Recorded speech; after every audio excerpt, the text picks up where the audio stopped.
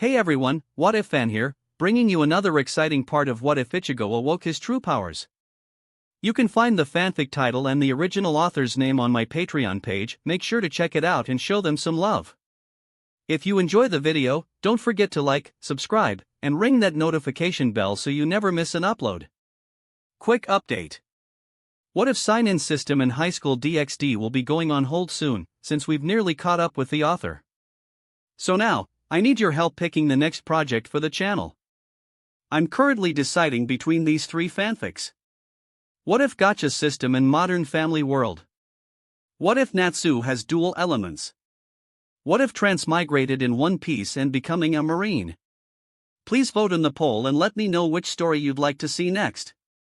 I'll take the top pick and start working on that series next. Also check out my Patreon channel for early releases of all the series, where you can find all the series released one day ahead of YouTube. Alright, let's jump into it. Chapter 23, Unimaginable, Tables Have Been Turned. Seeing your eyes have gotten back to normal, I'm assuming you are no longer being controlled by your own powers? Ryukin asked with narrowed eyes and put down his rapier arrow. From behind him, panting a little, Yuria stepped out with a strained smile. When you told me you can turn Ichigo back, I was thinking of something less violent. He deadpanned and then glanced at his stunned friend. How are you feeling, Ichigo? The orange-haired teen blinked many times as his consciousness was a bit hazy at the moment. He moved one of his hands towards his chest, where his heart was located, and patted himself. There was no injury or any blood. But he clearly remembered getting shot with an arrow. With eyes full of questions, he turned to the Ishida duo. What happened? Then he noticed his surroundings. We're in Siritii? I thought we were in hell. He muttered, clearly confused. Taking pity on him, Yuria jumped in the air and landed next to him. Without a preface, he shortly explained to the substitute just what had happened ever since he had lost control over his own powers. With a calm gaze, he watched his friend's face rapidly change facial expressions. Panicking wouldn't do him any good. Ichigo needed to hear it, and it was best if he heard it in a placid tone. When he was done, Ichigo was staring at the ground beneath his feet with a grimace. Right. I remember bits and pieces. He sighed. Well, what is done is done. We need to figure out our situation. By the way, it's nice to see you unharmed, Ryukin-san. He stated as he glanced at the older Ishida. The younger one stared at the substitute in surprise. When he noticed it, Ichigo raised his eyebrows. What? Yuria continued to stare for a while longer before he shrugged. Nothing. I was just afraid you were going to wallow in self-pity over what you have done while in that berserk state. I'm glad I was wrong. It seems you have matured a bit more than I have anticipated. Hey, I never wallow in self-pity, Ichigo exclaimed, scandalized. He tried to keep up the offended expression, but, after a moment, he chuckled. Right, I guess I've done it a few times. He leaned backwards to stretch his muscles. It's just, I'm not exactly happy with myself. I don't like violence that much, but this is war. I've been preparing for it for the last few months. I knew I'd probably have to even kill somebody. I'm not going to fall into pieces now that it happened. Moreover, I already did it when I fought those Quincy in Hueco Mundo. But this is the second time I did it while in berserk state. I'd prefer to have control over myself. Casually reminding Yuria of the fight he had had with Ulquiorra, he cracked his neck joints. The younger Ishida had to admit, Ichigo had really matured profoundly. I prefer you like this too, Yuria muttered with half-smile. No homo, right? Despite what he told his friend, deep down, Ichigo was feeling a bit anxious over his actions but resolved to keep himself together. Yes, he had killed before and had been fine after it, but the kill count was growing larger, leaving a sour taste in his mouth. Truthfully, he was also disappointed with himself. Disappointed that he had been unable to prevent his emotions from getting the best of him in hell. But still, he was able to joke and laugh at the outraged face of his friend. A commotion in a far distance, however, reminded all of them that they were still in enemy territory. Right. Kurosaki, Yuryu. Ryukin called out to the young duo. He waited until they landed next to him so he wouldn't have to raise his voice. Since I arrived here, I've been able to gather some information and it would be useful if you knew it too. The tone of the man's voice was even more serious than usually, so Ichigo strained his concentration as much as he could so nothing would escape him. Yuryu explained to you how you ended up here, in Mukin. However, as you can see, we appear to be in the surroundings of the Siratii.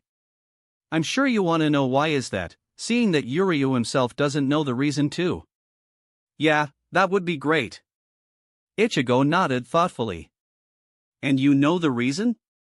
Yuryu glanced at his father with narrowed eyes. Yes, I haven't been just lazing around here. Surprisingly, under the warning of not starting any fights, I've been given a free roam card so I could spy on some conversations. When he saw the two friends exchange a meaningful gaze, Ryukin cracked a tiny smirk. I see you came to the similar conclusion as I did. Iwak let me roam free because he knew I'd be able to gather some information. Which means he doesn't care that I know it. And he knew you two were on your way here. Which also means he is confident that his plans can't be stopped even with us three knowing this. He paused for a moment. He thinks we have no way of getting out of this place. Yuryu muttered after a few seconds of silence. Most likely. And what is this that we know? Ichigo asked quietly. His plans were, as soon as Kurosaki would get here, he would somehow swap the location of his headquarters here in Mukin with the Siratii in Soul Society. And from the looks of it, it seems the locations were the only thing that have been swapped. I see no Shinigami here. Alarms went off in Ichigo's mind. Shit. Ultimately, the reason behind the swap is also tied to the seal that had imprisoned Iwak here in Mukin. While he had been gradually able to break free from most restrictions that had been placed upon him 1,000 years ago, it seems he was unable to leave his headquarters for extended period of time. With the swap happening, now he got around this last constraint. He just used the timing to also imprison us three in here. Ryukin explained. It looked like he wanted to add something to it but decided not to. Great, what do we do now? Ichigo cursed. The older Ishida reached into his pocket and took out a small device. Since you've been able to follow my trail, I'm sure Urahara Kisuke has informed you about this. What he didn't tell you is that device allows me to contact the irritating man. By doing this, he should be able to pull us out of this place. Ichigo went silent and turned to look at Yuryu, both of them looking quite apprehensive. Ryukin raised one eyebrow. What is it? Ichigo nervously chuckled and averted the man's gaze. It's just, now that you say it, the two of us have never really asked Urahara-san about how to get back from Mukin. You mean you came here without having any means of returning? Ryukin deadpanned.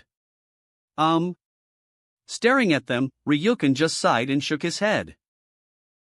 Without making any sort of comment, he turned on the device and put it next to him mouth. Urahara Kisuke, this is Ishida Ryukin. Kurosaki Ichigo and my son have successfully arrived to Mukin and are here with me but... He trailed off when only the sound of static answered him. Is it broken, maybe? Yuryu asked nervously. No, I know Urahara-san. He wouldn't have given dash. Quiet.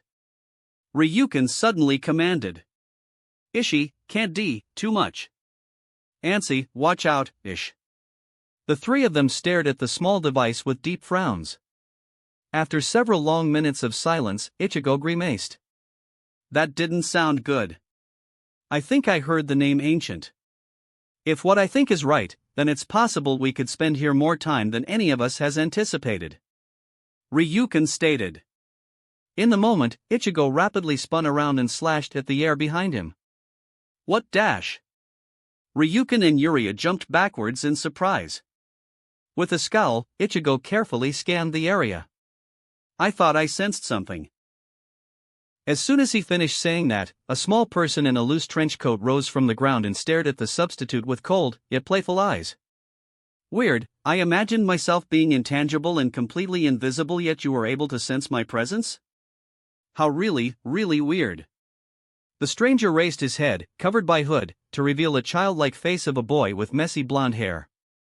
Tilting his head, he revealed a chilling smile. This will be fun. Soul Society.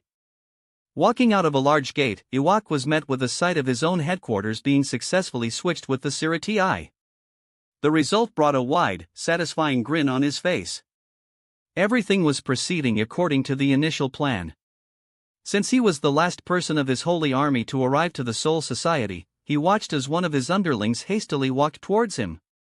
Report, he stated. The subordinate curtly got down on one of his knees before opening his mouth.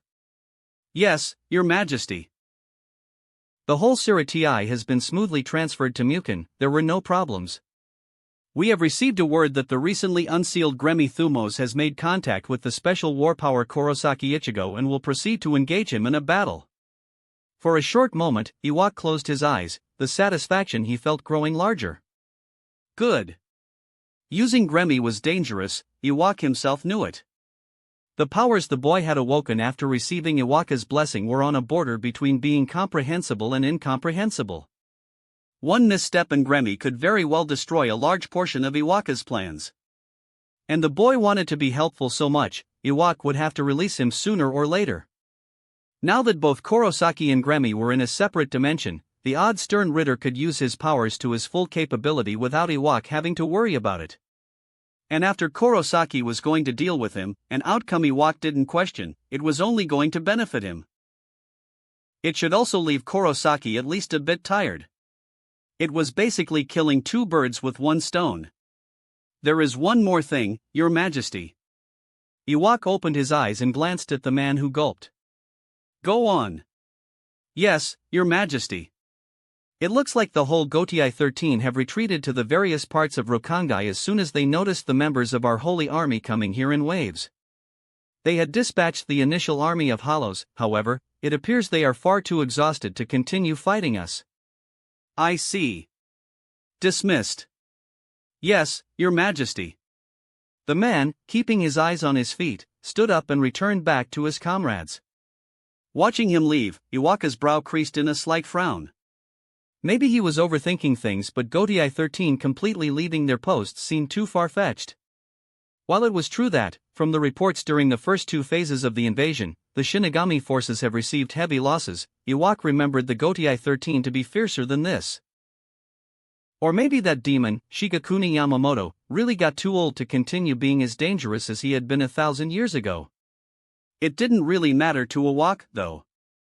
Now that he did not possess his Zanpakuto spirit, even Yamamoto was powerless to stop him.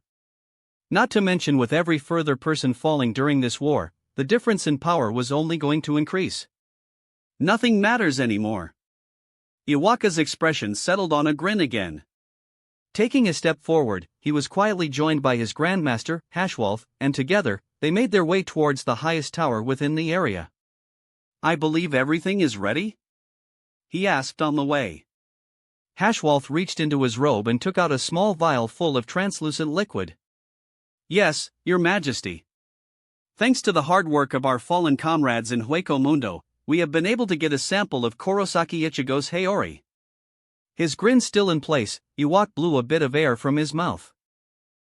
You probably didn't even realize that the Haori the Royal Guard has given to you functions as a substitute to the Oken. Kurosaki Ichigo, I thank you, for you are the one that shall lead us to the light. He thought. What about his device?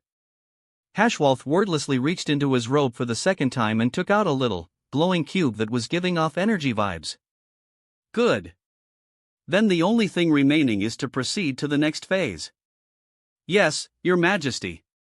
The two of them finally made their way to the top of the chosen tower, where Iwak walked into its center and waited for Hashwolf to make final preparations. When he was finished, a large, six-sided cross appeared on the roof beneath their feet, filled to the brim with spiritual particles. Connect it, Iwak stated. Listening to his order, Hashwolf attached the cube. It is ready, Your Majesty. Iwak sent him a single nod and turned back to stare down the tower, at the icy-looking surrounding of his headquarters. "I assume you have given the orders to my stern Ritter?" "Yes, Your Majesty." "They know what to do." Content with the reply, Iwak took a deep breath. "Let's go, Hashwolf. It is time for me to claim my rightful place on the throne in the heavens." As soon as the words came out of his mouth, the cross beneath their feet exploded in bright light and enveloped both of them in the brilliant synergy of energies, shooting high in the sky, piercing through anything and everything in its path. The shockwave was so strong, even those at the borders of the city felt it as a powerful gale that forced them to cover their eyes. Looking at the spectacle through complex binoculars, Mayuri turned to the rest of his fellow captains with an unsettling grin. "Everything went just as I suspected. Now, it's time for those fools in the Royal Guard to show their skills. Let us hope they will not disappoint us." Assembled at the outskirts of the 25th district of Rokangai, the captains sighed, the anxiety not letting go of their hearts. "What are the chances of success?" Suifeng asked. Mayuri snorted. "If we're talking about the plan, practically zero. But it could help lengthen the effects of the plan B, which will succeed with 100% certainty. The important question, however, is not whether it will succeed but for how long it will last." They all glanced at Yoruchi. The Shihoin heiress shrugged. "Well, when they informed me about the plan they sounded quite confident." Karakura town, in front of Urahara's shop. "Kisuk, that was Ryukin." Ishin panted while keeping all of his attention at the ancient. His own Bankai was starting to take its toll on his body and his stamina was slowly being depleted. Despite that, he had been able to hear the voice that had suddenly come out of the device strapped on Urahara's clothes. "I know Ishin-san, but...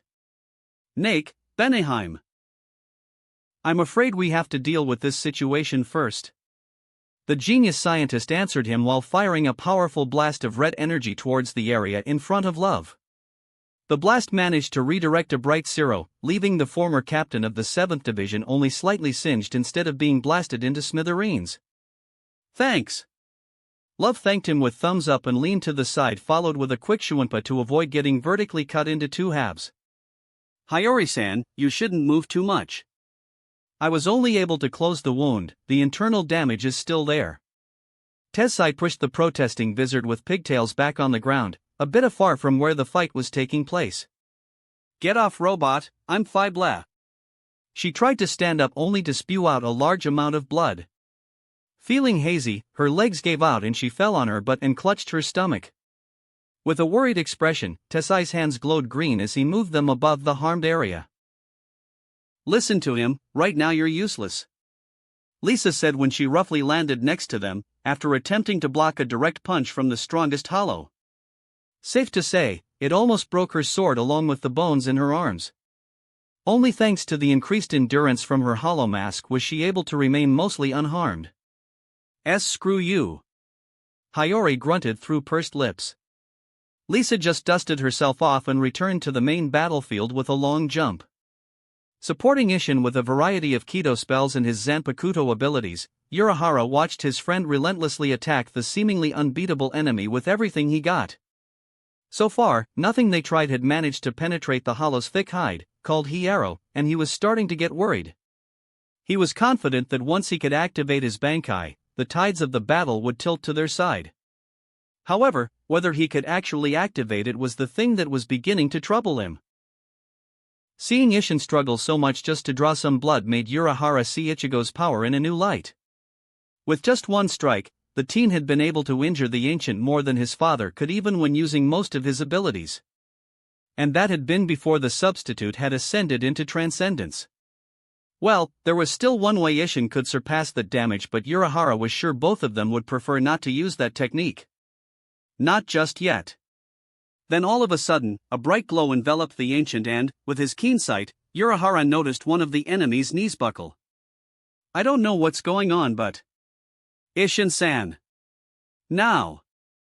Use the most powerful technique you have!" he exclaimed, loud enough for everybody in the area to hear him. Without missing a beat, or a speck of doubt, Ishin raised his energy output to the maximum.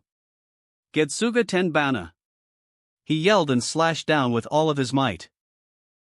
An attack, so similar to Getsuga Tensho which he shared with his son, shot out from his sword and traveled across the area towards the ancient. The slash of energy in form of a wave was filled with the characteristic of Isshin's Injetsu, with the element of fire.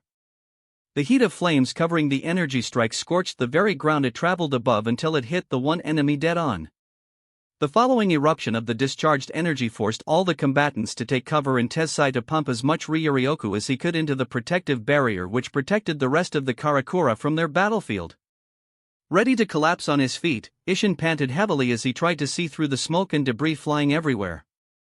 While the wizards stared at him with surprised expressions, not expecting an attack of such magnitude, Urahara squinted his eyes. "If that didn't work, I think we are done for." With a slight turn of his head, Isshin directed his gaze at him. "Why, did you think it could work, all of a sudden?" He gasped for the air, the sudden Ryuryoku draining almost all of his reserves. "Because it looked like something." Urahara suddenly went silent, startling the others, but, before long, he twisted his mouth into a wide smile. "It worked." "How do you know?" Love, along with everybody else, didn't understand the sudden shift in the man's confidence. The scientist just pointed through the slowly vanishing smoke. "Because Beneheim just told me she's ready to go into Bankai." Everybody, even the injured Hiyori, jumped on their feet to stare at the ancient, who walked out of the remnants of the explosion with a large and deep gash across his whole torso. Blood flowed out of it in great amounts, but it looked like he was already beginning to regenerate. That caught me off guard. I didn't think the drain would be so heavy. It looks like the path to the royal realm was indeed greatly protected," he stated, his face showing signs of pain. Barely hearing his words, Urahara and company froze. Oi, don't tell me," Love muttered nervously. With narrowed eyes, Urahara was the second person to recover. He raised his Zanpakuto, pointed its tip towards the ancient and released his spiritual energy. Bankai. Beneheim Chizii. When a burst of energy around him died down, the ancient watched in fascination as his own blood, flowing out of the gash, started to levitate in the air and sail towards Urahara. In a few seconds' time, a good portion of it surrounded the scientist and created a mist of blood of some sorts, covering the man's expression along with his body. Bankai of Urahara Kisuk. One of the few releases almost nobody knows anything about. This should provide incredibly valuable data for my son. Speaking in low voice, Urahara, hidden behind the mist, negatively shook his head. "I'm afraid it will not. You won't get a chance to pass anything you'll learn here to anybody." From within the mist, a powerful Siro shot at the ancient. Even though he made an attempt to dodge it, it still managed to hit him directly into his body and hurled him across the area until he painfully collided with the barrier and slightly cracked it. He fell on his knees, his eyes behind the mask, not believing the situation. "That was my own powerful Siro." He raised his head to glance at Urahara. "Urahara Kisuk, what are you?" He did not receive any answer. Instead, he saw another Siro coming at him while the others advanced towards him. With agility unlike any other hollow, the ancient forced his injured body to roll to the side. He wasn't that much worried about any attack other than the Siro that barely missed his right shoulder. Even with the sudden drop in his powers, the ancient knew he could only be harmed by Isshin, maybe by Tessai if the man used his most powerful Kido. However, now that Urahara released his own Bankai, the ancient was beginning to doubt such thoughts. What the man sent at him was undeniably his own Siro. And no matter how strong an individual is, how invulnerable he is, when forced to withstand his own attack, that invulnerability is useless. "It's working, Kisuk," Isshin stated loudly. His sword swooshed through the air and narrowly missed the ancient's left side. Jumping over him, Love brought down his Zanpakuto to try and hammer the strongest hollow down like a nail. Heido number 88. Hiryo Gekazoku Shintan Reiho. A gigantic beam of electrical and spiritual energy shot from Tessai's outstretched palm. The ancient grimaced and moved in a haste. Leaning to the right, he raised his leg and kicked Isshin in his midsection, sending the former captain flying across the area. With his left arm, he redirected Love's Zanpakuto so it slid by him and hit the ground next to him, causing the Hado spell to hit Love's released sword instead of him. Gah! Blood spurted from his mouth when a massive Siro hit him in his back. He gritted his teeth. Urahara. Kisuk. He turned around to glare at the one and only scientist, most of his features hidden behind the mist of blood. What kind of blasted Bankai is that? To be able to wield a Hollow's power, who are you? You are mistaken. I'm not wielding any Hollow's power. Urahara quietly responded. Then how? Urahara's chuckle caused the ancient to raise both of his eyebrows. The man's voice sounded a bit different. A bit odd. A bit nasty, almost sinister. A bit like the ancient himself. If you think I'm like the others who would gladly explain the mechanics behind their abilities in the middle of a battle, then I'm afraid I'll have to disappoint you, Mr. Ancient. You will never know. With the image of yet another Siro being powered up, the battle started anew. Strikes, attack and blasts rapidly came from every side, from every angle and every corner of the battlefield. It didn't matter who sent them. Eventually, all of them began to blend together, making it impossible to differentiate between them. Spiritual energy was filling the area within the barrier like a water filling a bottle. And when the bottle is weak, the amount of water is too great and the resulting pressure too incredible, the bottle explodes. So, after countless dashes and attempts to break the ancient, the barrier shattered like a thin blanket of glass, no longer being able to contain all of the spiritual energy within. Now released, the energy washed over a great part of Karakura town, like a shockwave at the beginning then as a gentle breeze when reaching its end. Near the Urahara's shop, the group of Shinigami stared at the broken figure of the ancient, his body filled with horrendous injuries, torn to the point of no return. His mask shattered, it revealed the face of an incredibly old man with a long and thin beard and wrinkled skin. Despite his defeat, the man had a smile on his face, his eyes glazed as his final thought was about a certain woman, with whom he had spent the best part of his life. I'm coming home. Elsie. He muttered inaudibly and went limp.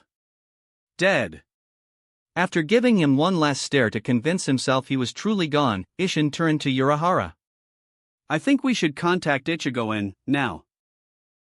He trailed off when his legs gave out and he fell on the ground, his consciousness giving out before he hit the ground.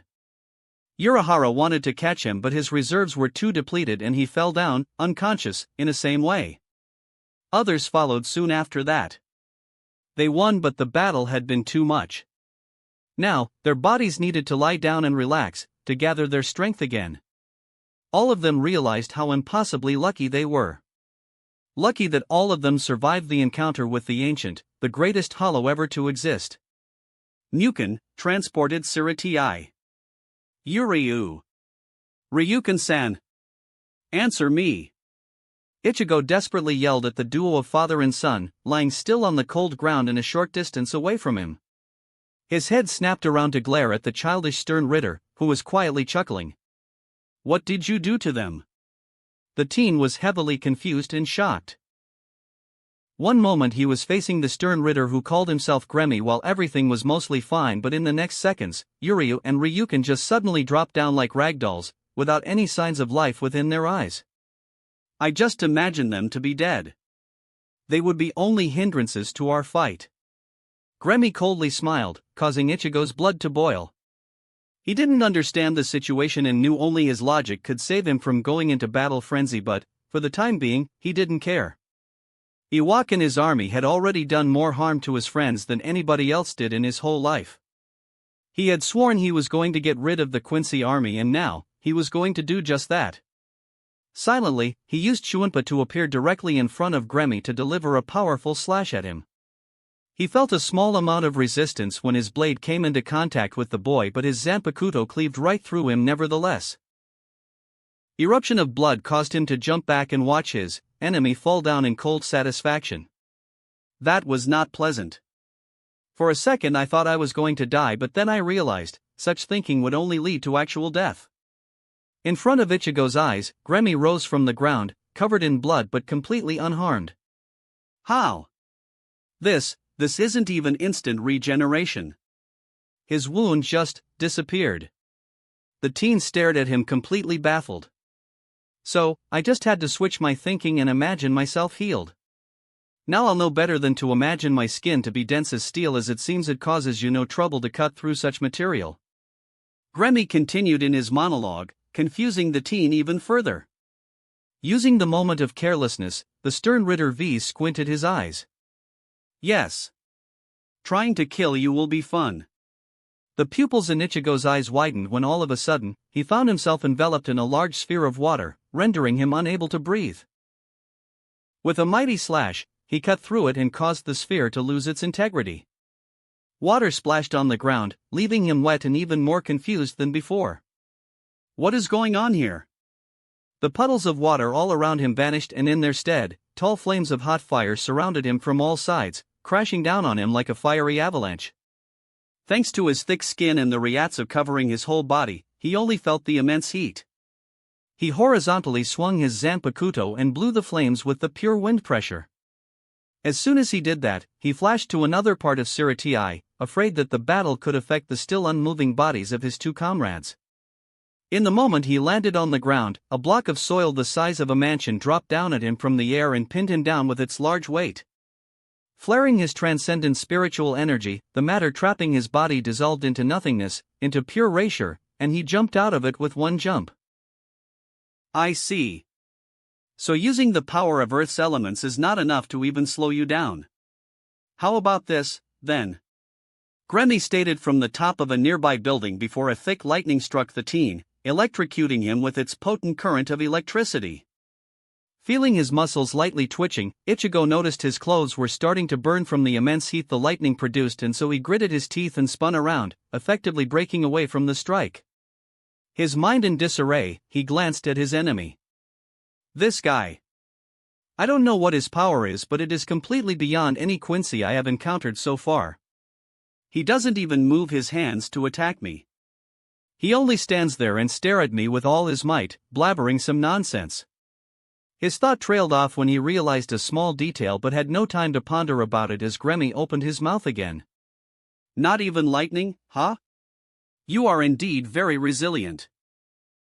The pleasant breeze playing with his hair getting stronger, Ichigo raised one of his eyebrows. What now?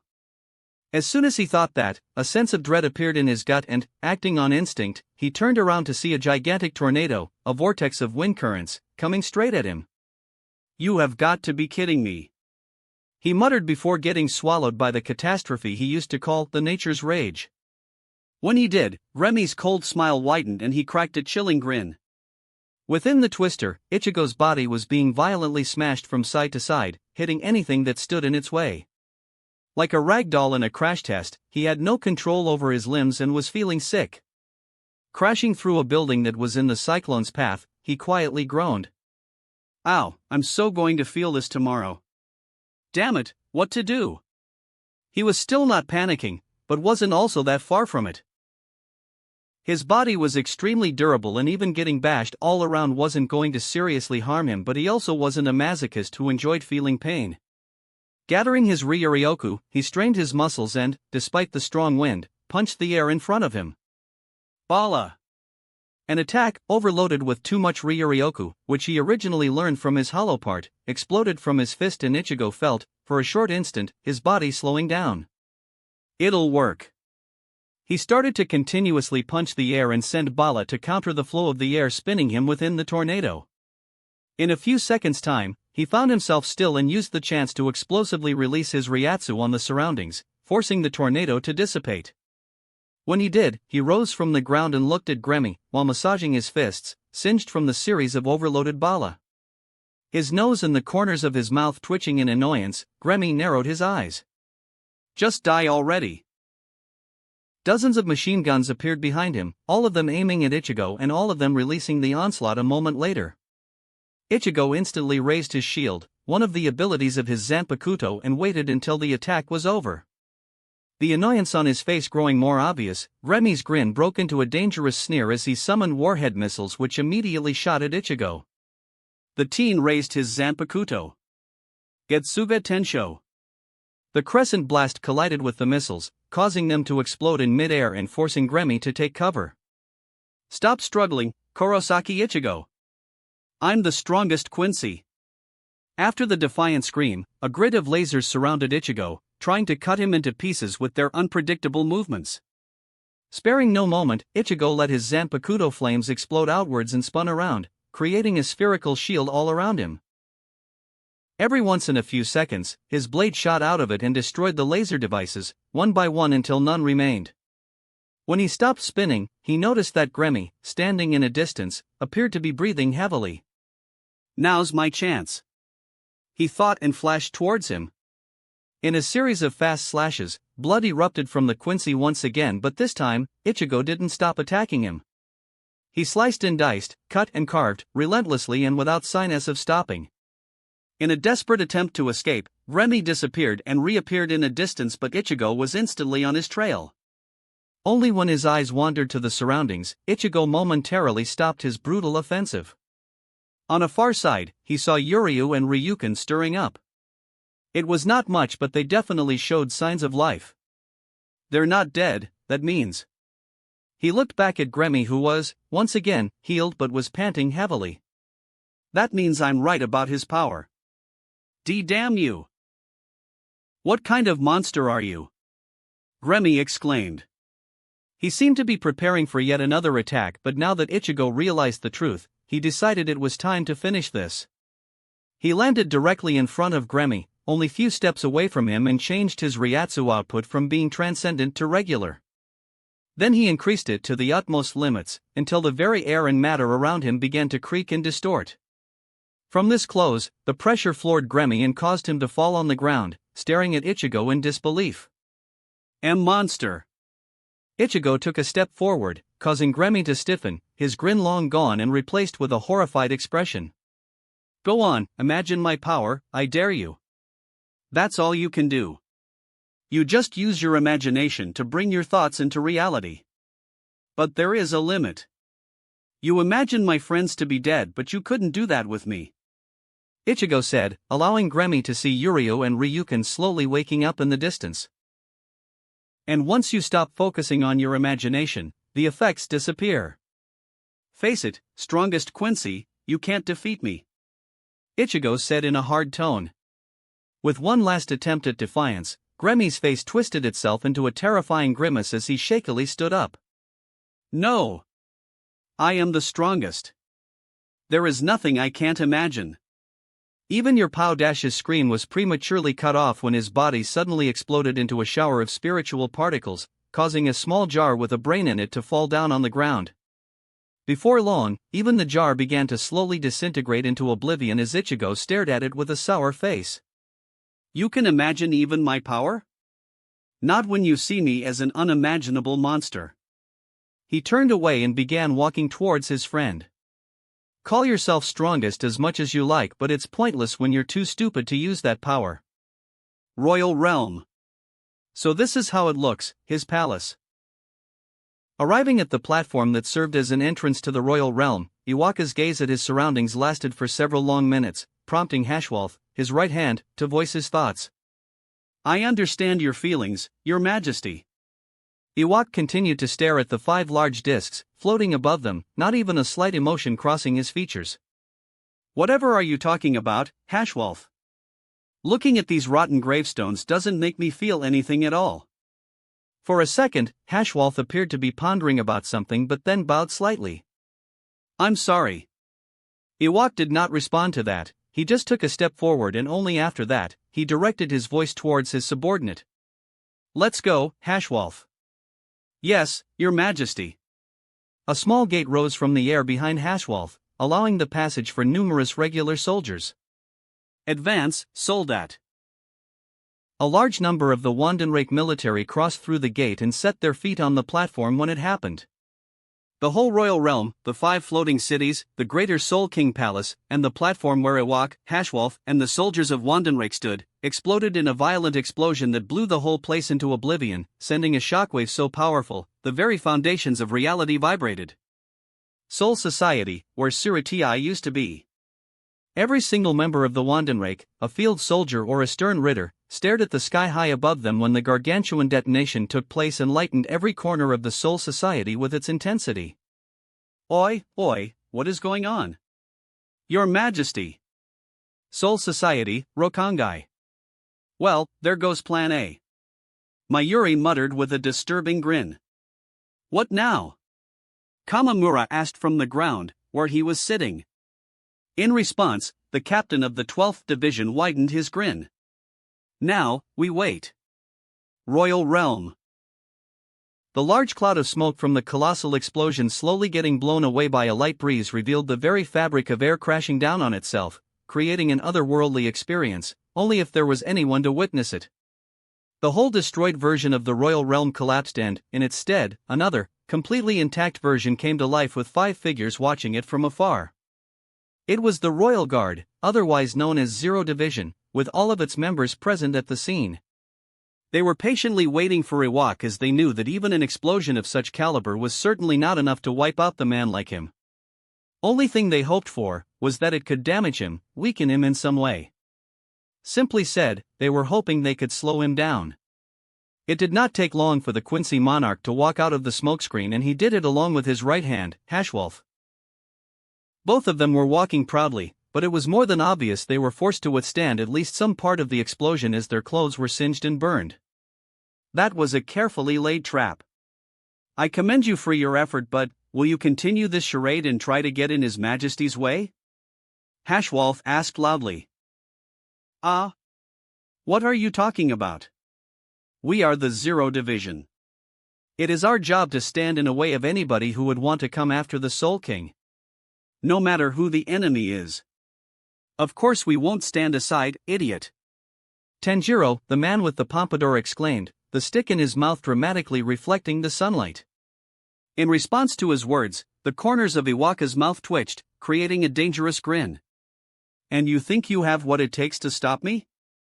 Taking out a rowboat paddle from behind him, Tanjiro swung it down with great strength.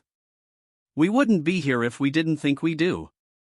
The end part of the paddle came undone, revealing a short blade with a curved tip, the man's Zanpakuto, only to sheath to return back onto the sword with a click. Tanjiro grinned. However, our intent right now isn't fighting. Ichibai. The large man with a monk appearance who appeared to be standing next to him collapsed into a pile of clothing only to man to reply from behind Iwak, surprising Hashwolf, causing him to swear mentally. That was Senjimaro Shritara's clone. Damn. I'm ready. Ichibai said and took out a large brush. He aimed it at the air around the 2 Quincy and bared his teeth. You won't be going anywhere for a while. Seal. Realizing his intentions, Hashwolf tried to stop the man from completing the action, but he was too late. A large, spherical blob of ink enveloped both him and Iwak, giving him no chance to retaliate. Before he was sealed, however, Iwaka's grin only widened as he stared at Ichibai. You only prolonged the inevitable, Ichibai Hayasube. I cannot be stopped. I will break free and then, not even you will be able to slow me down. The seal complete, Iwaka's face disappeared behind the blanket of ink. His previous expression replaced with a serious gaze, Ichibai narrowed his eyes. Of course I know that. But that's how the Soul King needs it to be. He said and slowly sat down on the ground next to the blob with sealed Quincy Emperor inside. Folding his hands and legs, he shifted his body into a meditation pose. For a moment, he closed his eyes and inaudibly muttered few words, the eyeballs underneath his eyelids moving frantically. After a single minute, he opened his eyes and glanced at the other members of the Zero Division. Notify the Soul King that it is prepared. Also, give a word to Gotiei. Senjimaro, the woman with multiple artificial arms, stepped closer. What should I tell them? Ichibai closed his eyes once again. Tell them they have 8-9 days at best. Soul Society, Rokangai. The captains, at least those conscious, glanced at each other after the message from the royal realm had been relayed. The one happiest with it, Unohana, turned to her vice-captain. Isane, gather the 4th Division. We have many patients to attend. She then looked at Yamamoto. With this, I am confident I can patch up most of our fighters in time. She said and hurried elsewhere. Watching her go, Shunsui leaned to the side, to get closer to the commander. What now, Yamaji? Yamamoto did not respond immediately. Instead, he turned around to gaze upon the small area, in which all of the remaining force of the Gotei 13, along with the entirety of Kido Corps, currently resided, after retreating from Siratii. I understand your sentiment, Captain Commander, but as the captain of the 2nd Division and, more importantly, Commander-in-Chief of the Onmatsukido, I cannot recommend taking immediate act of retaliation. Suifoam neutrally said from not afar. Yamamoto glanced at Mayuri, who shrugged. I think my data are encouraging. I could be finished in no time. I just need to visit the source, unseal him, and take the necessary action, and then, the Zanpakuto spirits should return back to where they belong. Even if that fails, I still have a backup plan, and, although I myself would actually prefer that over the primary one, you ungrateful lot are too uncomfortable with the prospect, so that means I have to try him first. I estimate the time will be 3 days. He explained and put the map of Karakura town, with a certain area highlighted, back into his pocket. Yamamoto went deep into thoughts, but, eventually, he nodded to himself. I completely agree, Captain Suifoam. Therefore, I order all you to heal from your wounds in 3 days' time. After that, while the enemy's forces are still confused and in disarray, we take back the Siratii with our full power. Chapter 24, The Last 9 Days, A Battle for Siratii. A bright flash of light, followed by an appearance of a large door, illuminated the small park within Karakura town and revealed 2 Shinigami walking out of it. The Haori of the first one briefly fluttered in the cold night breeze that passed him by, while the short skirt of the second one didn't even budge. I don't see it. Nimue, you foolish girl, don't tell me the coordinates you put in were wrong. The one in Haori, a man with painted face, said in an irritated tone. Barely with any emotion, the other one, a young woman, simply pointed at a small island within a lake located ahead of them. Based on the data from Captain Commander, it is there, Mayure-sama. Poof. The man, captain of the 12th Division, grimaced and, without a reasonable reply, walked towards the lake and crossed it with a single leap of Shuimpa. He landed in front of a humongous tree and looked it over. When Nimue followed after him and landed next to him, Mayuri was already finishing his analysis. I see. He put out his hand and lightly tapped the surface of the tree trunk. As if made of a glass, the tree shattered into nothingness and revealed a dark coffin, bound from 4 directions into the ground beneath it. Interesting choice of seals and barriers. Mayuri muttered to himself and then closely examined the coffin. Without turning around, he called out to his vice-captain. Nimue, make the preparations. Yes, Mayure-sama. Should I unload everything? She asked emotionlessly. Her captain grinned widely. Yes, this is a rare chance for me to test many things. I want to have everything in place before I undo the seal on this pathetic fool. Nimue nodded and hurriedly began to unpack her belongings, a large suitcase full of otherworldly tools only the 2 of them could use. Meanwhile, Mayuri walked around the coffin suspended in the air, all the while muttering to himself. It is ready, Mayure-sama. Good. Mayuri replied and positioned himself directly in front of the coffin while Nimue raised a horrifyingly looking weapon from the ground and waited. The captain pointed both his hands at the bindings of the coffin and began chanting a long incantation.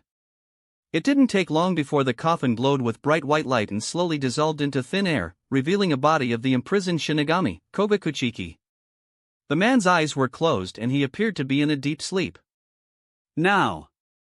Mayuri ordered, and Nimue instantly pointed her weapon at Kogakuchiki and, in a series of rapid flashes, shot several times, hitting the man each time. When everything, even the residual erasure from the seal, vanished from around Kuchiki Koga, the man opened his eyes and fell on the ground in a heap.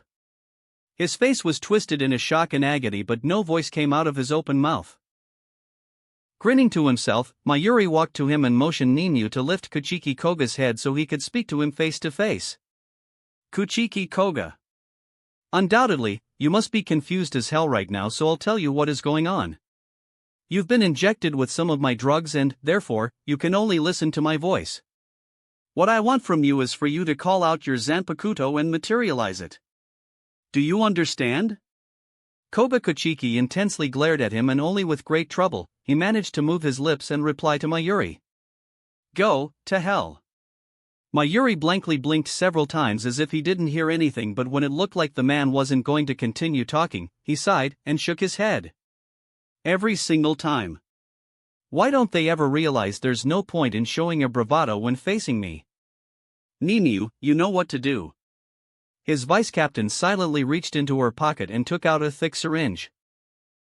With a flick of her wrist, she plunged its needle into Koga's throat and pushed a vile-looking liquid into his bloodstream. It took only a few seconds before a loud and painful scream crawled out from Koga's mouth and filled the whole area with it. Mayuri, while looking at him, sighed again. Bunch of fools, all of them. Then his grin returned in full force and he sadistically looked at the screaming man. Then again, I don't completely hate fools who can offer me such a nice scream. Yes, Koga Kuchiki, we are going to have a good time, and in the end, you will materialize your Zanpakuto, whether you like it or not. Several hours later, Seoul Society. And since he wasn't willing to cooperate, I had to use a more violent approach. Soon after that, I discovered that the fool wasn't even able to communicate with his Zanpakuto. But, in the end, it didn't really matter. Despite not being able to communicate, the spirit was within his soul and, using some of my methods, I managed to forcibly bring it out. Once I did, I found out even the spirit was as unwilling to cooperate as its wielder, so dash. Speed it up, Captain Kuratsuchi, I implore you. Yamamoto begged tiredly as he listened to Captain Kuratsuchi, who had just returned from his trip to the world of the living. Dismayed, Mayuri grimaced and reached into his pocket. He brought out a small, translucent device filled with something bright. I have it. Since it seems you don't want to hear the most important details. Looking offended, Mayuri trailed off for a moment. Captain Kuratsuchi, please. Yamamoto sighed while rubbing his head. Just go stand there, I'll prepare it. Mayuri finally said and pointed at the small area where Ninyu was standing. Will it really work? Toshiro asked tentatively. Along with the rest of the captains and all Shinigami who had lost their Zanpakuto spirits during the Quincy invasion, he walked to the designated place. TCH, are you questioning my genius? Mayuri asked. Just your sanity. Toshiro replied quietly so the captain of the 12th Division couldn't hear him. Some of the other captains standing next to him readily agreed with him by nodding their heads. When they all were where they were supposed to be, Ninyu took a few steps back, took the device from Mayuri and put it in a large machine pointed towards the group of Shinigami. Now, for a miracle. Mayuri muttered and crouched down to press a small button. What miracle? You said it would work. Toshiro yelled indignantly and tried to move away before a flash of light enveloped him. Within the area previously known as Siriidii, now a headquarters of the Quincy army, the soldiers ran from place to place, busy fulfilling the absolute orders from their monarch. Despite Iwaka's absence, they all tried their best. Not one of them, not even the members of the special force, the Stern Ritter, noticed the minute amount of Reisher particles that began to leak from the unique medallions strapped to their belts. They were too preoccupied with their orders. Each medallion contained one Zanpakuto spirit, stolen during the invasion, but now, unbeknownst to them, the spirit's essence slowly oozed out of them and made its escape. Although, there was one person who noticed it. He was the only Shinigami within the Quincy army and his name was Aizen Sasuke. He noticed what was happening as soon as the security measures he put on his own special medallion, the medallion containing the spirit of the Captain Commander's Zanpakuto, alerted him of such a thing. There was not even a hint of surprise on his face when it happened. So they are retaliating. I wonder, will Kurosaki Ichigo come too? He muttered to himself with a smug grin. I have never felt an urge to fight somebody, but right now, I think I want a rematch, Kurosaki Ichigo. New-kun. And based on everything you've told me so far, I think I can give you an easy explanation. They are all unconscious simply because their spiritual energy reserves are extremely depleted. Just give them enough time and they will sleep it off. Ichigo took the device from Ryuken's hand and put it to his mouth. See? Don't worry about anything, Karen, Yuzu. They will be alright. Just be there for them and no matter what, don't leave the shop. Alright? He asked, forcing his voice not to shake. All right. I'm going to make them a nice tea because they will surely be thirsty once they wake up. Bye, Ichi and I. Bye, Yuzu. Ichigo closed his eyes for a moment, glad his sisters were doing fine and no longer sounded anxious. He, along with Yuryu and Ryukin, had been repeatedly trying to call Urahara through his device, but it had taken them a long time before somebody had answered them. And, to Ichigo's shock, the ones to answer him were terrified voices of his two little sisters, Yuzu and Karen. They told him Ishin had brought them along to Urahara's shop and had hidden them there together with Jinta and Yururu. The four of them then had spent quite some time in the shop's underground area. There, they had been able to hear sounds of the battle Urahara and the others had had with the ancient. Only after a few hours of silence passed, the four younglings dared to go outside to see what had happened. They had found Urahara, Ishin, Tessai, and 3 other people motionlessly lying on a devastated ground. The 4 of them bravely ignored the signs of the battle, the rubble and an occasional blood, and dragged all of them inside. Ichi and I, can't you come home? A second voice, the voice that belonged to Karen, called out to him. I can't, Karen.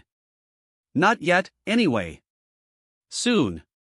He replied while clenching the fist in which he wasn't holding the device. Are you doing something dangerous, Ichi and I?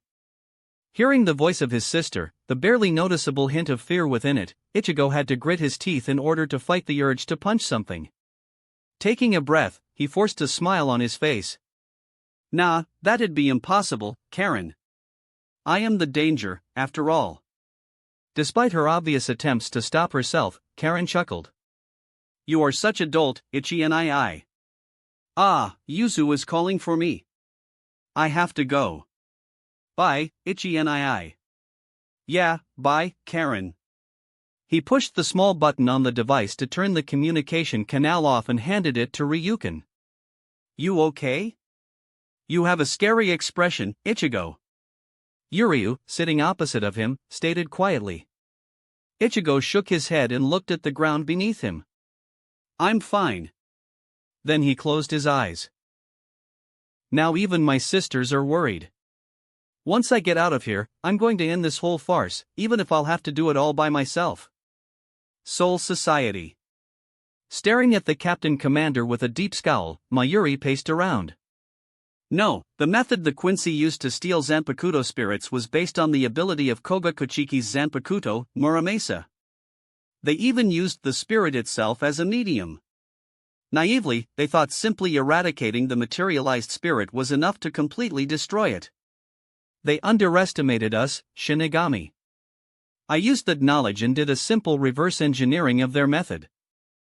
And as you can see, it clearly worked. The only reason why your Zanpakuto didn't return, Captain Commander, is because of the one who stole it. That is the only plausible explanation. He must have created some countermeasures. Yamamoto glanced at his Zanpakuto and growled. Aizen Sosuke. Indeed. Mayuri agreed. Standing next to him, Suifeng spoke up. We should look on the bright side. The Quincy doesn't seem to realize we have our Zanpakuto back. My men report that there is no increased activity within their headquarters whatsoever. Maybe they don't and maybe they do. I don't think we can be sure about it. On the other hand, I think it is safe to say Aizen knows. There is no way he wouldn't notice something like this. Shunsui quietly joined the conversation. Oh, you can bet your ass he noticed. Shinji scoffed. Yeah, he knows. Jin agreed. So there is a possibility he notified the Quincy. Toshiro stated and turned to Mayuri when he heard the man scoff. That man is an egoist and a narcissist. I doubt he would do that. He works only for himself. Furthermore, even if Quincy know, you all should be able to fight them with your full power. I equipped all of you with a countermeasure against their method of stealing the Zanpakuto. However, use it only as a last resort. It will render you extremely exhausted, to the point of being useless in the battle. He explained.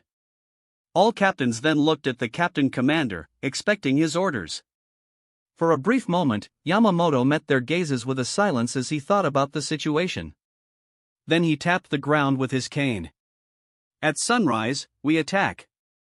Following day. Everyone is in position, Captain Commander. Good. Commence attack. Through 4 different gates, 4 waves of Shinigami forces poured forward with the intent of reclaiming their city. A chaos began anew. After separating himself from the others, Mayuri found himself unable to continue marching towards the location where his laboratory previously stood, as there was an odd-looking Quincy standing in his way. Truly, a scientist like me shouldn't be fighting on front lines. Mayuri noted disinterestedly and tried to take another route to his desired location, but the Quincy instantly moved to block him. Mayuri sighed and looked at his opponent. I studied Quincy for a long time using many subjects. I have no interest in your people anymore, so move out of the way. Negative. You are Kuratsuchi Mayuri, the captain of the 12th Division, correct? The tall individual with a helm on his head asked in an emotionless voice. Tilting his head, Mayuri blinked at him. You sound just like Ninyu. I don't see the point of answering you, Quincy. Now, out of my way, he said calmly. Negative. Under the orders of His Majesty, you will be hereby executed for your crimes against the Quincy and against humanity in general. Mayuri blinked again and then laughed wickedly. Crimes? I think the word you wanted to use was experiments. Say, Quincy, seeing as you are refusing to cooperate, do you want to become one of those experiments? I've seen most likely everything I could from your people, but maybe, just maybe, you can surprise me. The Quincy didn't move, only 2 small orbs of light glowed from within his helmet. Negative. My name is BG9 and the epithet I was given by His Majesty is K, which I will now use to exterminate you, Kuratsuchi Mayuri, he said. Only after that, in a swift movement, he raised one of his hands and pointed something at Mayuri. When the coat covering it slipped away, it revealed a 10-barreled minigun which was already spinning fast, releasing a barrage of Rapier bullets on the surprised captain. He had no time to react and his body was assaulted multiple times. Sent flying backwards, Mayuri slammed against a concrete wall. But then his body popped like a balloon, leaving no trace of it behind. This is an invention similar to Urahara's Kasuke portable Jigai. Obviously, mine is superior in every way, Mayuri said from behind BG9. Fluidly, he plucked the syringe needle from BG9's neck and grinned widely. He took a step backwards and hid the syringe back into one of his many pockets. Now, BG9, was it? You should feel your breath getting slower, erratic, but don't worry. The drug I just administered isn't really lethal. That is impossible. Mayuri's grin widened even further. Anything's possible dash. Negative.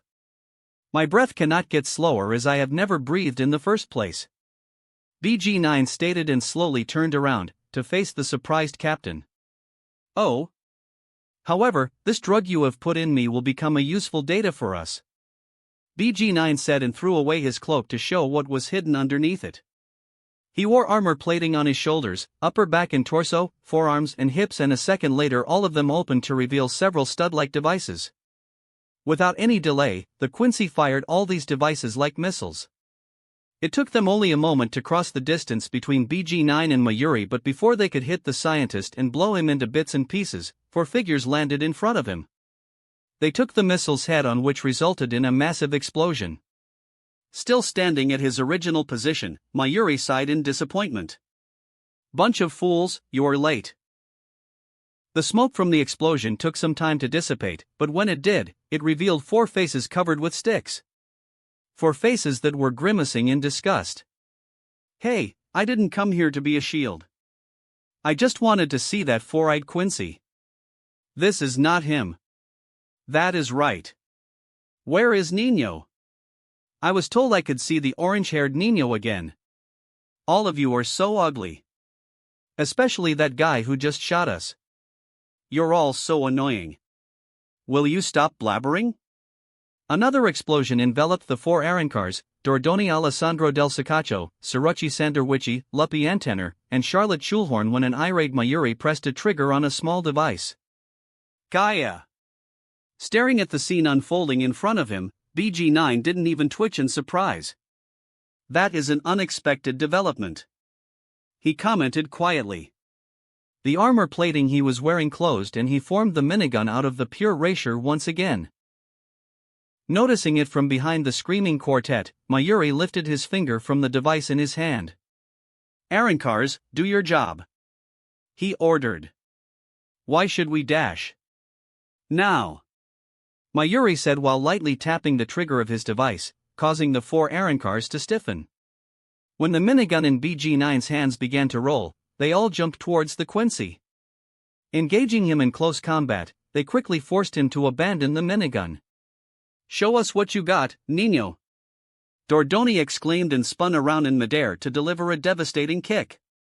BG9 reacted swiftly and easily evaded it. Trying to counterattack the Arankar, numerous tendrils emerged from the center of his chest and launched themselves at Dordoni. Oh, now that is simply disgusting, even more than that infinite slick, ugh, I did not want to remember that. Surachi yelled in disgust and used her whip-like Zanpakuto to slice a portion of the tendrils, preventing them from touching Dordoni in the process. Beautiful Charlotte Schulhorn's miracle sweet ultra funky fantastic dramatic romantic sadistic erotic exotic athletic guillotine attack. Charlotte rolled towards BG9 from above him and sent a downward slash at him which promptly sent him spiraling to the ground. Yes, those things were so ugly I couldn't contain myself, Charlotte said in disgust. After crashing down into the ground, BG9 was covered in a cloud of dust but it quickly vanished when he began to shoot a shower of erasure projectiles. He barely appeared to be damaged, only the helmet, which absorbed Charlotte's strike, was a bit deformed while also missing a small piece at its top. Analysis complete. Primary priority changed to exterminate Dordoni Alessandro del Sicaccio, Surachi Sanderwichi, Luppy Antenor, and Charlotte Schulhorn. BG9 said mechanically and continued to shoot from his minigun, continuously destroying his surroundings. The 3 Arankars were busy evading the bullets but, eventually, they succumbed to the unreal amount of them and were sent flying after each of them got hit. Ryatsu output decreased but they are still alive, BG9 observed and attempted to flash towards them but found himself unable to do so. Glancing down, he noticed an enormous tentacle strangling his waist. You missed one, Luppy said from behind him and used the 7 other tentacles protruding from his back to rapidly attack BG9 from every side. Out of the way, Nino. After the onslaught of tentacles died down, Dordoni, already in his resurrection, exclaimed as he neared the place where BG9 was located. Luppy quickly released the hold on the Quincy and allowed Dordoni to deliver a wind-powered kick that sent BG9 skidding backwards. Beautiful Charlotte Schulhorn's final holy wonderful pretty super magnum sexy glamorous Zero. An extremely wide, violet Zero hit and, subsequently, blew up the building into which BG9 crashed. Such an overkill for such an ugly opponent, he said and faked a sad expression. External damage increased to 25%. Preparing countermeasures. An emotionless voice came out of the destroyed building. He's still alive? Surachi asked in disbelief after she landed next to the other Arankars. Affirmative, BG9 stated once he walked out of the smokescreen created by the previous explosion. He was visibly damaged all over his body and parts of his armor plating were cracked along with his helmet, which was now missing an even bigger piece. Not for long, though, Mayuri said, suddenly appearing behind him. Before the Quincy could react, the scientist plunged another syringe into his neck. I told you once already, Kuratsuchi Mayuri. Drugs do not work on BG9 was interrupted when half of his body suddenly went still and the other half began to shake uncontrollably. Oh, but I caught that, Mayuri said in a bored voice. He threw the syringe away and when a bit of smoke began to rise from the Quincy's head, he grinned evilly. I did not inject you with any drug. I am quite a smart person, if I say so myself, and so I noticed all those little things about you, Quincy. If I had to guess, I'd say that epithet of yours, K, stand for kyborg, which means you were some kind of artificial, mechanic humanoid. Basically, a robot. So I did quite a simple thing and injected you with a compressed Hato number 63, Raikoo, what is literally an energy transformed into electricity. The liquid form of this Hado spell is now flowing within your system and will continue damaging all your circuits until it fries them all. In short terms, you are going to die. The captain of the 12th Division explains slowly, enjoying every single word. Lou. BG9 beeped a few times before he went completely still. His body doubled over and hit the ground like a heavy sack of potatoes. Only then Mayuri turned around to the Arankars with his grin still present on his face. The Arankars gulped. "I told you he is crazy," Luppy whispered, receiving an electric shock from the scientist who heard the remark. "Now, I believe I was on my way to where my laboratory used to be." Mayuri took a few steps forward only to stop and trail off when a substantial amount of Ryatsu shot from behind him and created a large column of energy. He hastily turned around to see it taking form of a humongous cross. From within it, BG9 walked out, a halo briefly visible above his head. Kuratsuchi Mayuri. My name is BG10 and the epithet I was given by His Majesty is K, which I will now use to exterminate you. Feeling a small bead of sweat forming on his forehead and then trickling down his brow, Mayuri couldn't help himself but to keep the grin on his face going. How interesting. The sound of somebody landing in her vicinity prompted the captain of the 4th Division, Unohana Retsu, to rise from her crouching position and to look at the newcomer. It was a muscular man with light, shoulder-length hair, wearing a winged helmet and a white cape fastened at the front with 3-button and with a black, 6-pronged cross on the side. Just one glance was enough for Unohana to know that the man was an enemy that wouldn't let her or the rest of her division go, even though they were just simple medics and it was an unwritten rule not to attack such people during the war. With the expression calmer than a god could have, she took a step towards the man. "It is regrettable that the Quincy army would attack even the medical division, Quincy-san," she said.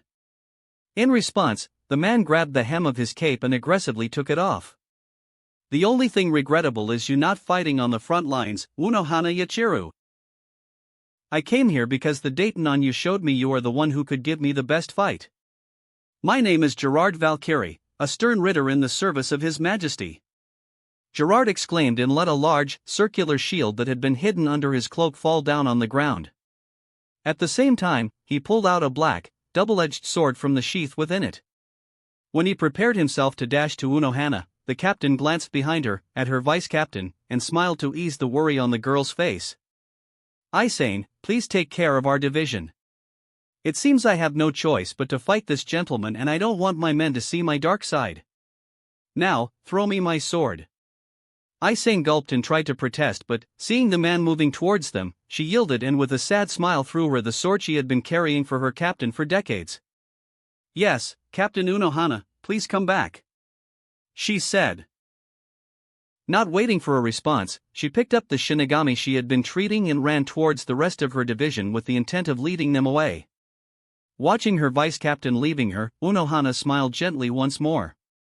But this smile lasted only for a split second until she caught her sword. Spinning around to intercept the slash from her Quincy opponent, her expression changed drastically and she let her bloodthirsty nature take over. "Oh, that is a very nice expression," Gerard exclaimed when Unohana easily blocked his sword and effortlessly pushed him backwards.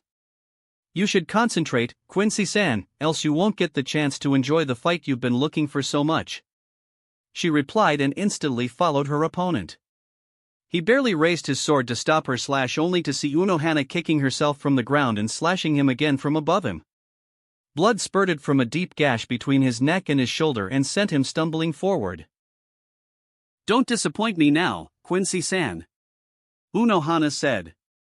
After landing, she spun around and a lone dagger appeared in her free hand that she proceeded to plunge into the skull of her opponent from behind. With a sickening squelch, the dagger penetrated both the helmet and the bone and embedded itself into the man's brain, causing him to topple over. He was dead before his body hit the ground. Staring at the corpse in dissatisfaction, Unohana sighed, licked her bloody hand and turned around to leave when her instinct stopped her. She glanced once again at the Quincy to see him leaping to the air as if nothing happened. Narrowing her eyes, she tried to understand what was going on. If it wasn't for the ability I had been given I would be really dead. The Dayton truly was right, you are a beast, Unohana Yachiru," Gerard said and tilted his head to crack the joints in his neck. Keeping his eyes at Unohana, he cautiously walked to the shield he had dropped before and picked it up. The epithet His Majesty has given me is the miracle. Now, let's do this again, Unohana Yachiru. Unohana stared at him for a moment. Yes, it truly is a miracle you are alive, Quincy-san. She muttered and flashed towards him.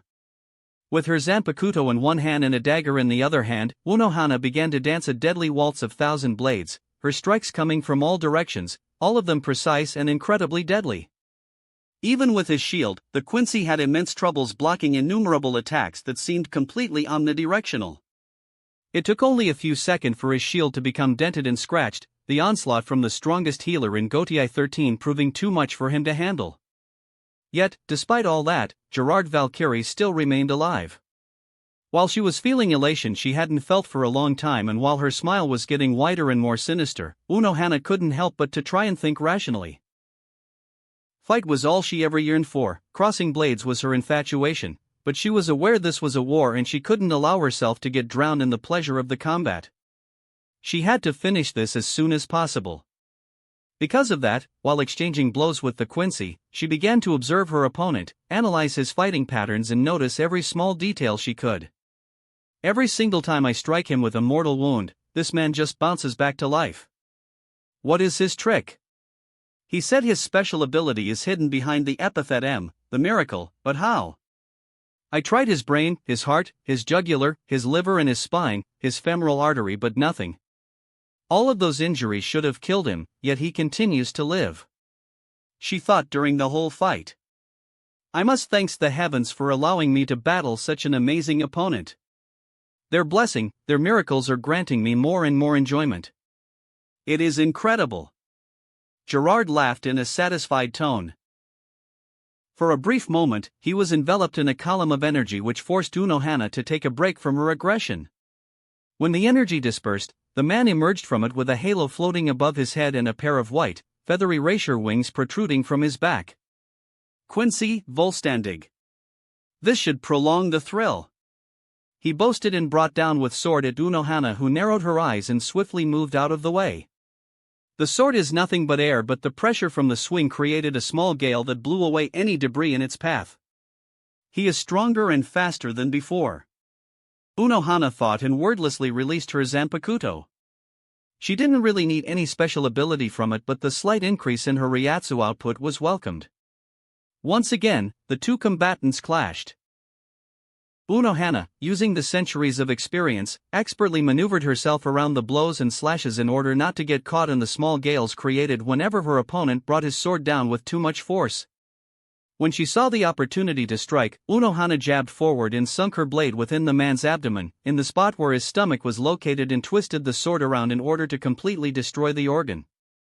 After she yanked her blade out, the Quincy took a few steps back. Blood and stomach acid gushed out of his wound, but before he could fall down, dead, a bright light enveloped his body. A second later, he was already in mid-swing, completely healed. Unohana was at loss for words. She deftly redirected the blow and just stared at the man. The elation she had felt at the beginning of the fight was slowly dying. She liked to fight, but the possibility of dying, the prospect of death, was one of the things that made combat so enjoyable. Noticing her expression, Gerard Valkyrie laughed boisterously. Ha ha! We can do this forever, Unohana Yachiru. No matter what new you try, the heavens' miracles will save me. The fight continued, but neither side gained any real advantage. Unohana was faster, stronger and better in every aspect of the battle, but it was all pointless when her opponent refused to die no matter what new way of killing him she tried. With a sour face, she slashed at his shield and pushed him backwards. She was getting bored and irritated. She wished to fight this particular enemy no longer. In a rare display on annoyance, she used the man's outstretched arm as a step of a ladder to jump over him and plunged the dagger in his head from behind once again. Preparing herself to meet his blade, Unohana watched in confusion when her opponent suddenly stopped moving and fell on the ground. Remaining cautious, she waited for several seconds, but when nothing happened even after a full minute, she lowered her Zanpakuto. What just happened? She asked herself. It took another 5 minutes of watching the blood flow out of Gerard Valkyrie's head to convince her the man truly was dead. Only after she sheathed her sword, she understood. No matter what new you try, the heaven's miracles will save me. Does that mean all I had to do was to try and kill him with the same method and in the same place twice in a fight? I knew you'd come and find me, Shinigami. A voice of a Quincy who wore his hair in a long mohawk reverberated through the area as he stared at Renji from atop a building. The man was called Basby and he was the man who had killed Byakuya.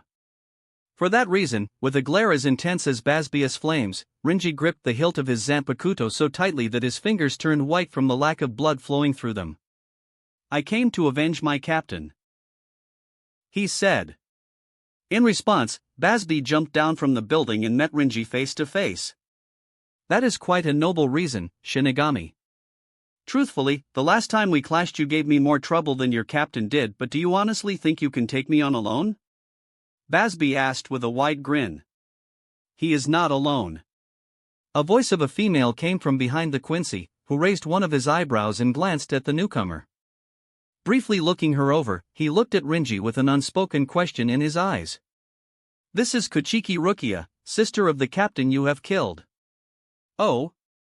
So, double revenge? Honestly, I don't care. I just hope you'll last long enough, Basby stated and threw down his coat. We'll see about that. Bankai. Suzabimaru. Dance, Sodi no Shirayuki. Feeling the raw spiritual energy pressing on him from both sides, Basby's grin grew wider and he nodded to himself in satisfaction before clapping his hands together. Nice Ryatsu, but we should start, don't you think? Burning clap. Walking from behind his hiding spot, a Quincy with unusual teeth, which alternated between white and black, called out to the captain of the 13th Division as the man cautiously examined his surroundings. Jushiro Yukitake, the captain of the 13th Division, right? Yukitake immediately raised his head and turned slightly to the right, to look directly at the Quincy. With his Zanpakuto already in his hand, he narrowed his eyes. Yes, that is me. Are you here to fight me, Quincy-san? Yeah, my name is Nanana Nejakup.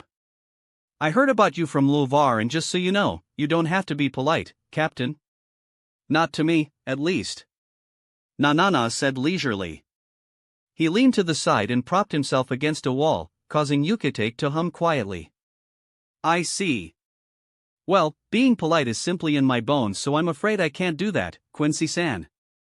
Nanana just waved his hand at him. No problem, man. You won't even have time to be polite, though. 'Cause in 5 minutes' time, you're gonna be dead anyway. Narrowing his eyes again, Yukitake shrugged. Maybe, maybe not. We won't know until we fight, Quincy-san. True that. Nanana agreed and pushed himself from the wall. In a surprisingly nimble movement, he disappeared from the view only to reappear above the captain with a high-league file forming above his arm. In that case, you should release your Zanpakuto, Captain. He exclaimed and released the rapier arrow straight at Yukitake's head with an intent to kill him in one strike. To his surprise, Yukitake easily leaned to the side, causing the projectile to harmlessly fly past him and hit the ground. Maybe I will, Quincy-san. For now, I don't see the reason, he said. Still in air, Nanana grinned. Polite yet subtly insulting. I already understand at least one thing about you, Captain. You are going to be a pain in the ass. Yeah, I hear you. Shinigami somehow claimed their Zanpakuto back and are now somehow immune to our medallions. Well, aren't they just a bunch of freaking convenient geniuses? Over. Yaruchi watched the female Quincy, a young woman with long green hair and a double-breasted jacket kept tied up above her belly button, angrily shout into the communicator hanging from her ear and then throwing it on the ground. So they know. Somebody must have already used his Zanpakuto. Yaruchi thought and quietly made her way around the Quincy. Keeping her Ryatsu as low as she could, she positioned herself behind a short wall and prepared to launch herself at the woman. When the Quincy lowered herself to pick up the communicator she just threw on the ground, Yaruchi acted. In a fast Chuanpa, she closed the distance between them and aimed to decapitate her opponent in a single attack, but she was unable to completely cut through the skin on the woman's neck and only succeeded in blasting her forward, face first into a building in front of her. The resulting crash sent debris flying everywhere. Damn it! The fuck was that for? The woman with green hair yelled after she jumped out of the rubble. There was blood flowing from the injury on her neck, but she appeared to be too angry to notice it. When she saw Yoruchi, she growled angrily. "Look at this! How long do you think I have to get up every day to make sure my hair is perfect?" Yoruchi opened her mouth to retort, but the woman was faster. "Ah, fuck that. I know who you are, Shinigami. My name is Candace Catnip and I will fry you alive." The Quincy exclaimed and cocked back her fist only to release a powerful lightning bolt straight at Yoruchi. Jumping backwards, the former captain of the 2nd Division spun in the air and wordlessly activated her Zanpakuto. A fellow lightning user, huh? Looks like I have to take this seriously. Flash, Raijin. Just as Yoruchi, just as Unohana and just as Mayuri, the whole of Gotei 13 inadvertently but inevitably clashed with the Quincy army within the area once known as Siriatii, the Court of Pure Souls. They had no other choice. To reclaim their most important land, an all-out attack was needed. It didn't matter whether it was just a grunt, an unseated officer or the uppermost echelon of the Shinigami military, because all of them were afraid equally. Afraid of dying, be it pointlessly or painfully. Afraid of never returning to their loved ones. Afraid of getting their pride trampled. Afraid of seeing their comrade dying in front of their eyes. Afraid of their own fear. Afraid of their own cowardice, innocently whispering to their ears to run away and never turn back. Afraid that the sweat running down their arms will cause them to drop their Zanpakuto in the worst possible moment. Afraid the frantic beating of their hearts will give their positions away before they could even avenge their friends. Afraid their legs and knees will buckle under the mental or physical strain they had to endure. This was not like the regular day in their job. Slaying hollows, protecting innocent souls and sending them to the afterworld with a simple tap of their Zanpakuto had been something completely different. This was a war, and the Quincy were their opponents. The kind of opponents who could erase every trace of a soul, taking any chance of reincarnation away from it. But despite that, none of them tried to run away and instead advanced deeper and deeper into the enemy territory. The stinger of a hornet stabbed continuously while dodging the bullets of the god's walk. The god-killing spear with eyes of a snake furiously hacked and slashed at the innocent galvanizer. Trying to orientate within the inverted world was the constructor of dimensional portals. Never stopping, the heavenly retribution pursued the man with an iron skin. A Haori with a flowery design fluttered violently while dodging Raisher bombs that were exploding everywhere. The undead met his opponent within a frail-looking form of a zombie. Freezing the world around him, the ice dragon slowed down every bullet flying at him along the x-axis. With every strike, the iron fist blew away any wind restricting or slowing him down, and not even the primal fear stood a chance when facing the millennia of experience. It was a never-ending battle that lasted for seconds, minutes, and hours. Eventually, though, there had to be a victor. And there was more than just one factor that was going to influence the outcome of the battle and determine such a thing. Royal Realm. Only one person in the Royal Realm was staying still. It was a bald man with a set of red prayer beads around his neck, a man who was seated in front of a spherical blob of ink, and a man who had his eyes closed and his hands clasped together. Ichigo Awoke, the leader of the 0 Division, had been keeping the seal imprisoning the Quincy monarch active for 5 days already, and it was beginning to show not only on his stiff pose but also on his face, covered with small beads of sweat. The other 4 members of the 0 Division had noticed it an hour ago but said nothing. They all knew the importance of what the man was currently doing and knew the amount of concentration it took for him to do it. Therefore, instead of worrying about him, they kept a sharp eye on their surroundings to ensure the complete safety of their leader. Further along the path, within the floating cylindrical structure known as the Greater Soul King Palace, its only resident was trying to breathe deeply. Enveloped in bright light, trapped within a large crystal, the Soul King had his hands raised and outstretched to the sides. There was an invisible, flexible thread of energy protruding from his chest. It floated within the room, stretched across the whole building and reaching even further. Every once in a while, the Soul King, the most important being in the universe, moved his facial muscles to form an expression of a certain emotion. It was an emotion which, more than 1,000 years ago, had been so foreign to him, but also an emotion which, now after all this time, was so familiar to him. Pain. Every once in a while, his face twisted itself into a grimace of pain. An expression of a suffering, but also an expression of an elevation. The Soul King didn't shy away from this emotion. He welcomed it with open arms and accepted it without anger. He needed this pain as it was a different kind of pain he had felt for the last 1,000 years. This was the final pain of a man seeking the end but willing to do anything and sacrifice everything so a new beginning could form from the oblivion. A man that would drag even his own brother down with him so that a new world could be born. A world without him, a world without his brother, and a world without pain. Karakura Town, Urahara's shop. With a quiet groan, the owner of the small shop located at the edge of the town slowly opened his eyes only to come face to face with a worried face of a young girl. Oh, Urahara-san, how are you feeling? The brilliant scientist had to blink twice to clear his hazy mind. In a rapid succession, the events of the battle with the ancient quickly fell into their place within his mind in a form of memories. With another blink, he restarted his own brain. Kurosaki-san, I'm fine, thank you, he said and pushed himself into a sitting pose.